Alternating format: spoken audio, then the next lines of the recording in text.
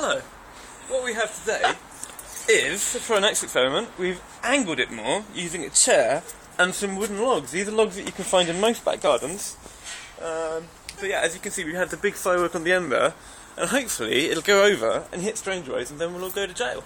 That's the best case scenario. The worst case is it'll all fall over and then we'll all get horrifically killed. But either way, it's going to be filmed and should be fun. So, if I take the lighter, which I've spoken about in previous episodes of Pete's firework technique, and set it on fire. Don't put your fingers there. Oh, Pete, there's no going back now. There's no going back. There's no going back. It's going. It's going. And oh, yes. That was good. That was good. That was good. That was good. That was good. there you go. Rob, What? No.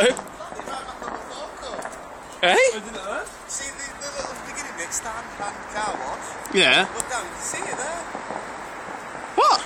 Shut up. That's me. You just sit. See between the two cars? Yeah. Look. Do you mean like the bit of black? Shut up. It's there. Look. I can't see anything. In the car wash. Yeah. Black car and a silver car. Black car, and it's right in the middle. Yeah. Look, follow that crack up, and then look to the left.